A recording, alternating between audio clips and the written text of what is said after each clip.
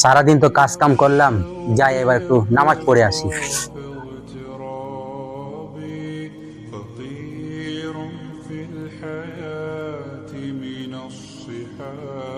কোন জায়গা থেকে গরিব পোলাপন আসে না, এত কষ্ট টাকা পয়সা দিয়ে আমরা এসি লাগাইছি, কোন জায়গা থেকে গরিব আসে? প্রতিদিন তো এরা ঢোকে, আজকে তো এদের ঢুকতেই দেওয়া যাবে না। দাঁড়াও, কি হয়েছে ভাই? কই যাও? ভাই নামাজ পড়তে যাচ্ছি। আজকে না তোমার নামাজ পড়তে দেওয়া যাবে না, যাও তুমি অন্য জায়গায় যাও, বড় লোকরা নামাজ পড়বে। ভাই মসজিদ তো হলো আল্লাহর ঘর ভাই, এখানে তো সবাই নামাজ পড়তে পারে, এখানে তো বড় লোক আর গরিব লোকের কিছু নাই ভাই। এত কথা তো আমি তোমাদের শুনতে চাইনি, যাও তুমি যাও, এখান থেকে যাও। না, চলে যাওয়াই ভালো হবে, আমি তো ঝগড়া করতে আসিনি, আমি তো নামাজ পড়তে আইছিলাম।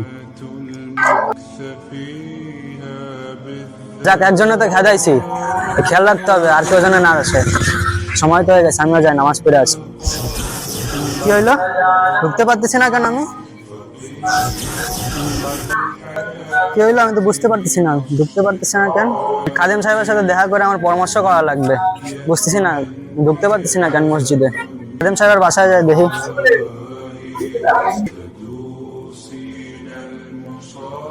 এই তো খাদেম সাহেব চলে আইছে। আসসালামু আলাইকুম খাদেম সাহেব। ওয়ালাইকুম আসসালাম।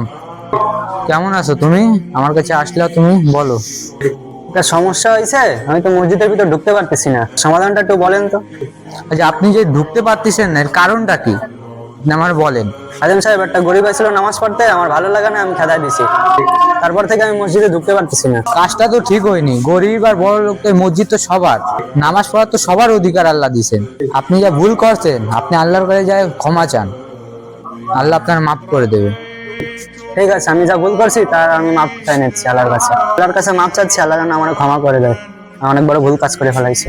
তারাবি শুরু হয়ে গেছে, তারাবি নামাজটা পড়ে আসি। লোক দিয়ে দেখা হইলে ওই লোক দিয়েও মাপ চাই না, বানি আমি অনেক বড় ভুল করে ফেলাইছি। ওই লোকটাই না, দেখি। ভাই দাঁড়ান দাঁড়ান। ভাই কি হলো ভাই বলেন।